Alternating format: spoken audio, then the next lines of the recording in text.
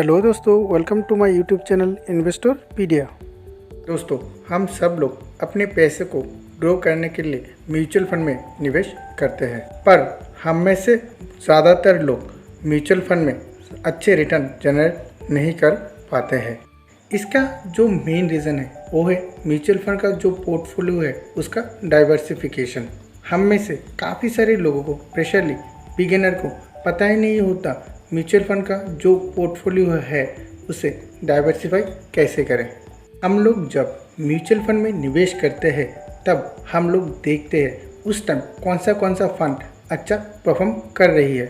मतलब हम लोग फंड का एब्सोल्यूट रिटर्न देख के उस फंड को अपनी पोर्टफोलियो में ऐड कर लेते हैं।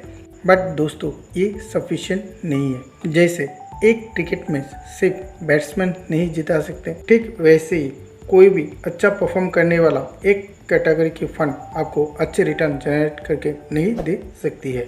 इसलिए आपका जो म्यूचुअल फंड का पोर्टफोलियो है उसे डाइवर्सिफाई होना बहुत ज़रूरी है। आज हम इस वीडियो में म्यूचुअल फंड का जो पोर्टफोलियो है उसकी डाइवर्सिफिकेशन के बारे में डिटेल्स में जानेंगे। जैसे हमारे म्यूचुअल फंड का जो पोर्टफोलियो है उसमें कितना ओवरलैपिंग सही है, नंबर ऑफ फंड कितने होने चाहिए, कौन सी कैटेगरी का फंड होने चाहिए, एक्सेट्रा एक्सेट्रा।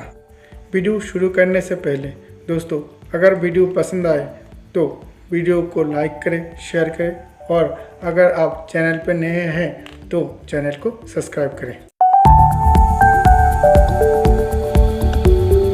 पहले हम ओवरलैपिंग का बात कर लेते हैं। म्यूचुअल फंड का पोर्टफोलियो बनाते वक्त हमें फंड ओवरलैपिंग का खास ध्यान रखना पड़ता है। आपकी पोर्टफोलियो में ओवरलैपिंग जितना कम होगा उतना आपके लिए सही है। जैसे किसी ने एक्सिस और HDFC दो म्यूचुअल फंड में निवेश किया है और इन दोनों फंडों का जो स्टॉक है वो काफ़ी सिमिलर है, इन्फोसिस, TCS एक्सेट्रा। जिस ईयर ये सारी कंपनी अच्छी परफॉर्म करेगी उस ईयर आपका रिटर्न भी बहुत अच्छी जनरेट होगी। बट जिस भी ईयर ये सारी कंपनी अच्छी परफॉर्म नहीं करेगी उस ईयर आपकी रिटर्न भी बहुत ख़राब जनरेट होगी। तो जब भी आप अपना म्यूचुअल फंड का पोर्टफोलियो बनाते हैं तब आप कोशिश कीजिए आपकी जो पोर्टफोलियो है इसमें ओवरलैपिंग बहुत कम हो। हमारे अकॉर्डिंग 40% से ज़्यादा ओवरलैपिंग होना म्यूचुअल फंड की पोर्टफोलियो के लिए सही नहीं है। अब नंबर ऑफ फंड की बात कर लेते हैं। हम सबकी, स्पेशली बिगिनर के मन में ये क्वेश्चन होती है कि हमारी पोर्टफोलियो में कितनी फंड होनी चाहिए।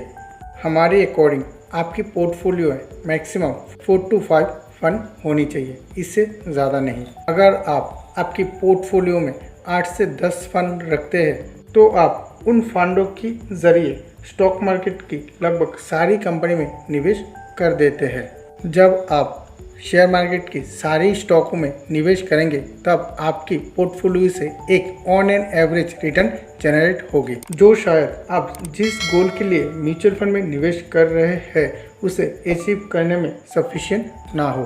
अब रोलिंग रिटर्न की बात कर लेते हैं। हम जब अपने पोर्टफोलियो के लिए म्यूचुअल फंड सिलेक्ट करते हैं तो हम म्यूचुअल फंड का एब्सोल्यूट रिटर्न देखते हैं, मतलब उस फंड का लास्ट 2-3 ईयर का परफॉर्म देखते हैं। म्यूचुअल फंड सिलेक्ट करने के लिए एब्सोल्यूट रिटर्न सफिशिएंट नहीं है। आप जिस भी फंड को सिलेक्ट कर रहे हैं उस फंड का रोलिंग रिटर्न आपको देखना पड़ेगा। जिस भी फंड का रोलिंग रिटर्न अच्छा है आप उस फंड को अपने पोर्टफोलियो के लिए सिलेक्ट कर सकते हैं। हम कैटेगरी ऑफ फंड की बात कर लेते हैं। दोस्तों, अब हम इस वीडियो की बहुत ही इम्पोर्टेंट पार्ट में आ चुके हैं। हमने फंड का रोलिंग रिटर्न देख ली, ओवरलैपिंग भी देख ली। अब हम हमारे पोर्टफोलियो के लिए कौन सी कैटेगरी की 4 या 5 फंड को सिलेक्ट करें। दोस्तों, आप जब भी अपना म्यूचुअल फंड का पोर्टफोलियो बनाएं तब आपकी पोर्टफोलियो में इक्विटी और डेट दोनों का एक्सपोजर होना बहुत ज़रूरी है। आप अपने रिस्क कैपेबिलिटी के अकॉर्डिंग इन दोनों फंड में फंड एलोकेशन करें। हमारे अकॉर्डिंग जो 4 या 5 कैटेगरी के अलग अलग फंड है वो कुछ इस प्रकार है। पहला, लार्ज कैप फंड या इंडेक्स फंड। आप सब जानते हैं लार्ज कैप और इंडेक्स फंड में अदर इक्विटी फंड से रिस्क बहुत कम होते हैं। तो आपके पोर्टफोलियो में एक लार्ज कैप फंड होना बहुत ज़रूरी है।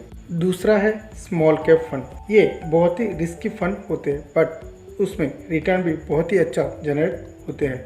अगर आपकी पोर्टफोलियो में एक स्मॉल कैप फंड रहता है और ये फंड अच्छा परफॉर्म करता है तो इसका जो रिटर्न है वो आपका पोर्टफोलियो का जो ओवरऑल रिटर्न है उसको बूस्ट करेगा। तीसरा है मल्टी कैप या फ्लेक्सी कैप। ये एक ऐसी फंड कैटेगरी है जिसमें निवेश करके आप large cap, small cap, mid cap इन सारी कैटेगरी का एक्सपोजर आपको एक साथ मिल जाता है।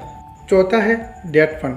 आप सब जानते हैं डेट फंड गवर्नमेंट सिक्योरिटी पे निवेश करते हैं, तो इन सारी फंडों में रिस्क भी बहुत कम होते हैं। इक्विटी फंड जहां आपके रिटर्न को बूस्ट करेगा, वहाँ डेट फंड आपकी पोर्टफोलियो को स्टेबिलिटी देगा। पांचवा जो कैटेगरी है वो है इंटरनेशनल फंड। अगर आप अपने पोर्टफोलियो में एक इंटरनेशनल फंड रखते हैं तो आपका पोर्टफोलियो बहुत ज़्यादा डाइवर्सिफाई हो जाता है और आपको फॉरेन इक्विटी का भी एक्सपोजर मिल जाता है। और अगर आप टैक्स पेयर हैं और आप अपना टैक्स सेव करना चाहते हैं तो आप अपने म्यूचुअल फंड के पोर्टफोलियो में एक ELSS कैटेगरी की फंड को भी ऐड कर सकते हैं। दोस्तों, ये थी हमारी 4 to 5 कैटेगरी। दोस्तों, वीडियो कैसा लगा कमेंट करके ज़रूर बताना। धन्यवाद।